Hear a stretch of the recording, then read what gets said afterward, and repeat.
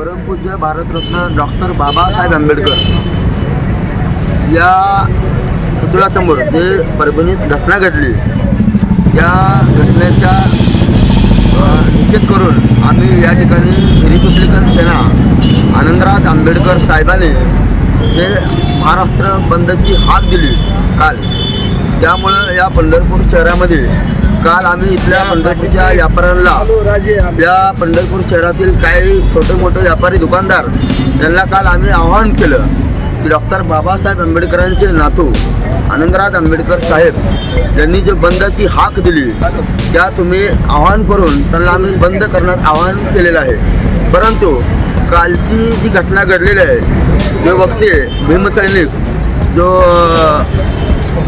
सोमनाथ सुर्वेंचे जो एक भीमसैनिक जो वकिलीची परीक्षा देत असताना आणि अतिशय हुशार असताना त्याचा घातपात केलेला आहे। ज्या पोलिसांनी, ज्या अधिकाऱ्यांनी जाणून-बुजून त्या कार्यकर्त्याला, त्या भीमसैनिकाला जे मारण्यात आलेलं आहे, त्यानुसार त्यांच्यावर 302 कलम लागावा आणि परभणीत घडलेल्या घटना अतिशय दुर्दैव आहेत। कारण डॉक्टर बाबासाहेब आंबेडकरांनी जो मंत्र दिलेला आहे, जो रस्त्यावर उतरून आपण आंदोलन करण्याचा, इथल्या लोकशाहीला कुणी दडपण आणण्याची काही गरज नसताना इथल्या पोलीस प्रशासनानं जो दडपण आणली आणि घराघरात घुसून या कार्यकर्त्यांना मारहाण करण्यात आली, महिलांना मांडीवर पाय देऊन सोडवण्यात आलं, अशा प्रकारच्या घटना जर महाराष्ट्रात घडत असतील तर ह्यापेक्षा दुर्दैव आम्ही काय समजावं, आम्ही कुणाला न्याय मागावा, यासाठी पंढरपूर शहरामध्ये आम्ही या ठिकाणी बंद पुकारलेला आहे।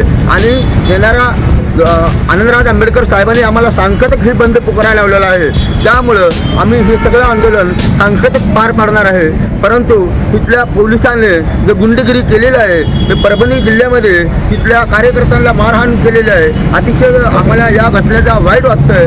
आम्हाला एवढंच सांगायचं आहे, या निमित्तानं जे शिकणारी मुलं आहेत त्यांना जाणून-बुजून त्यांच्यावर केसेस दाखल केलेले आहेत, त्यांच्यावर ज्या प्रकारची विनाकारण केसेस दाखल करून त्यांचं आयुष्य बर्बाद केलेलं आहे। ते कुठंतर या BJP सरकारनं तिथल्या कार्यकर्त्यांना जी काही टार्गेट करायचं ठरवलेलं आहे, ती चळवळीतली काम करणारी कार्यकर्ते आहेत त्यांना टार्गेट करून त्यांचा जो करिअर खराब करायचं काम इथल्या महाराष्ट्र सरकारनं, पोलीस प्रशासनानं जे ठरवलं आहे ते कुठेतर थांबले पाहिजे।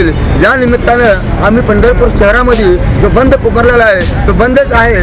आज पंढरपूरमध्ये बऱ्याच ठिकाणी कार्यकर्त्यांनी आम्हाला प्रतिसाद दिलेला आहे। त्यांनी सुद्धा बंदचे आवाहन दिल्यानंतर त्यांनी सुद्धा चांगल्याच प्रकारे दुकाने वगैरे सगळे बंद करून ठेवलेले आहेत। त्यामुळे मी इथल्या व्यापाऱ्यांचं सुद्धा मनापासून धन्यवाद मानतो। आणि उद्या जे काय आनंदराज आंबेडकर साहेब राजगृहाचा जो आदेश देईल त्या आदेशाप्रमाणे आम्ही पुढील वाटचालीची दिशेने जाऊ, एवढंच या ठिकाणी आपल्या माध्यमातून सांगत आहे। जय भीम।